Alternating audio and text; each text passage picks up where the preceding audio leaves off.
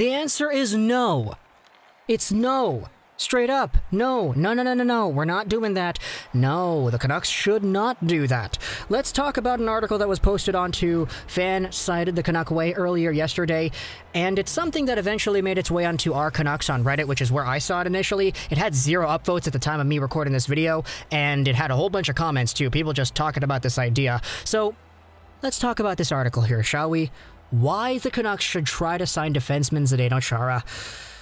Oh, man. So, yeah, I'm kind of laughing. I had a good fun time making the thumbnail for this video. I'm kind of masochistic in a way, if I do say so myself. But Zdeno Chara is still a free agent at the time of this recording, and the article in question puts the Vancouver Canucks in the spotlight. It goes over a few things, first and foremost, the history of Chara with the Bruins, and the fact that Chara is still an unsigned free agent. He notes the series of Hockey Now articles that we've actually been talking about earlier before as well, that there could indeed be some extended interest from other NHL teams with the 6'8", 6'9", something like that, Boston Bruins Captain and Zdeno Chara. Then the article goes over and just talks about how maybe Chara would be intrigued by the idea of reuniting with Jim Benning, whom he's won a cup with back at the 2011 Stanley Cup. Yeah, you don't need me to talk about it. Let's not talk about it.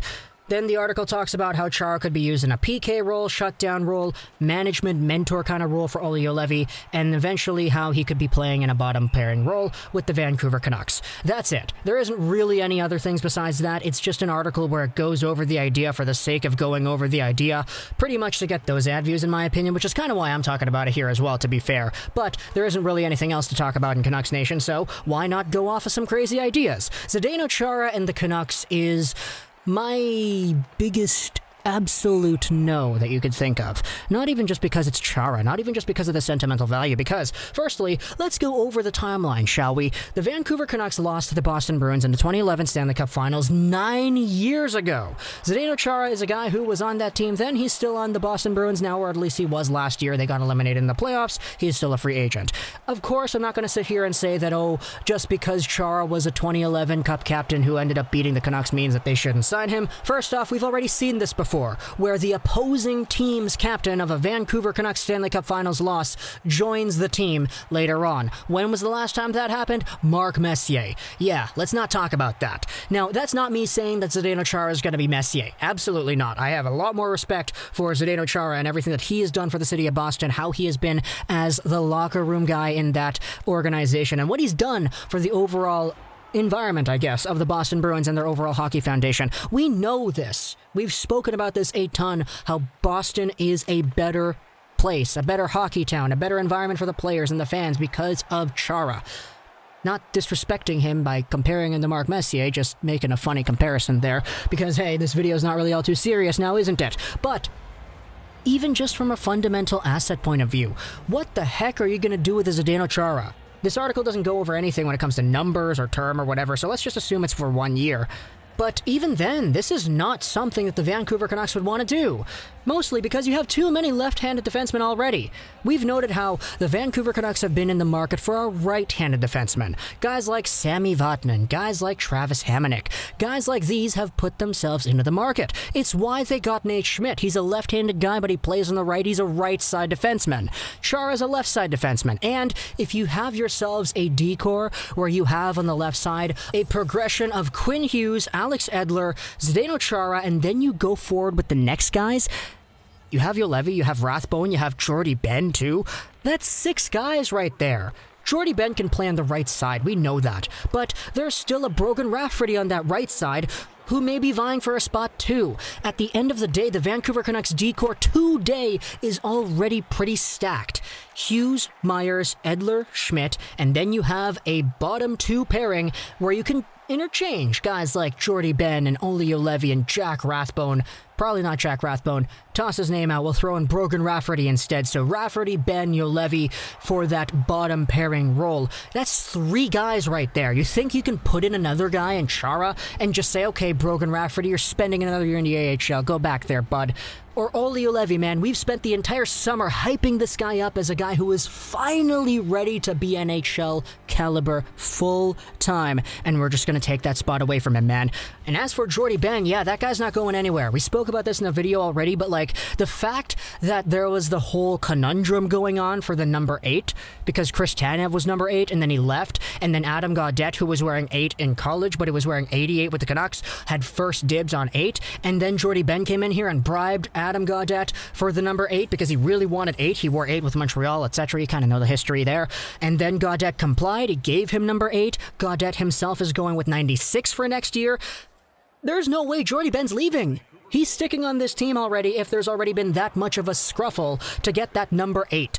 And for Adam Gaudette, it makes sense. I mean, Pavel Bure was 96. Adam Gaudette's pretty much the same thing, so you could probably throw that 96 on and no one could tell the difference. But Jordy Ben does have one more year on his contract. One more year until 2021's offseason. We'll see if Adam Gaudette takes the number 8 then in about a year from now, or if Jordy Ben re-signs a contract and comes back, then man, that's going to change the entire discussion. But I highly doubt that's going to happen because Jordy Ben is a guy whom a lot of Canucks fans know is a person who does take up quite a lot of salary, and if he re-signs, who knows if he's going to be willing to accept a pay cut. He was okay for some parts of the regular season last year. In the playoffs, he was honestly pretty okay too, but I liked Vandenberg more, to be honest. I was a big fan of Vandenberg. Kind of upset that he went to the KHL, but nevertheless, you still have Jordy Ben on this D-core. Adding a Zdeno Chara throws a huge wrench into those plans, and you still have Jack Rathbone, whom we haven't spoken about at all in this video, except for the time when I said that we're gonna toss him aside. Rathbone's a guy who honestly could have a very legit chance at making the NHL. We've seen this weird little trend where Vancouver Canucks NCAA D-men who are pretty good, who sign with the Canucks in their first years and make the team in their first years going pro.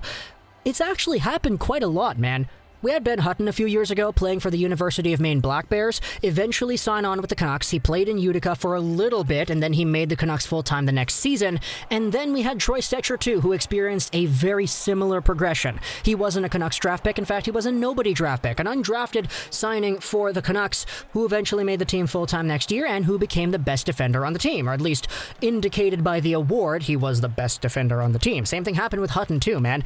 Then we had Quinn Hughes. Obviously, we know Quinn Hughes. Yeah, there's no real discussion there. Rathbone isn't Quinn Hughes. I don't think anybody's expecting that, but Rathbone was still producing very, very well at the NCAA level with the Harvard Crimson. There's just no idea in my mind that understands the capacity or the need for another left-handed defenseman, especially Zdeno Chara, because if I'm a Boston guy looking at this, I'm like, okay, what? That is the worst fit possible. Absolute worst fit possible. This is kind of where we're letting the sentimental part coming into it now, because just take a look at the Vancouver fan base. Take a look at who we have, and kind of ask yourself, how many people in this city would want Chara to come to Vancouver? Like, it's this writer who wrote this article, and like 2 other people who like chaos. Now, I know I personally like chaos, but not to this extent. This would be absolute madness. It would be so weird, so crazy, and just so infuriating, to be honest, to be reminded of everything that happened at that 2011 Stanley Cup Final Series, because he's literally the captain of the opposing team. He kind of epitomizes the entire spirit. Man, it's so weird, man. And besides, going back to the Boston perspective, what kind of Boston fan is going to look at this and say, yep, that's a great idea. Go to Vancouver, Chara. We don't want you back.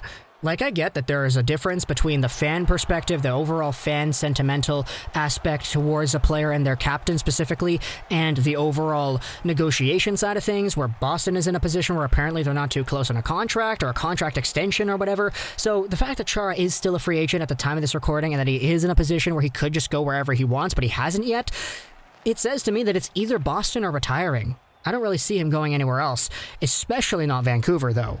I know we've made the videos talking about, the Lightning, the Islanders, the Bruins, and the Maple Leafs of all teams, but rumors come out, we see teams that have interest in players, and we talk about it because, hey, the idea is interesting, but at the very end of the day, the only way any of these moves actually get made is when the player signs on the dotted line and the player makes the decision to say, yup, Vancouver, New York, Toronto, this is my new home.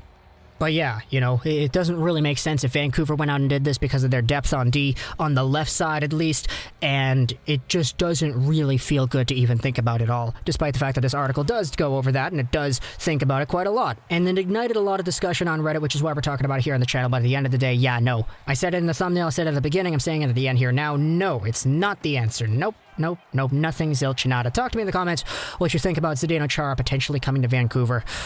Oh, man. Hope you enjoyed this video. That Charles the 99. And Bye.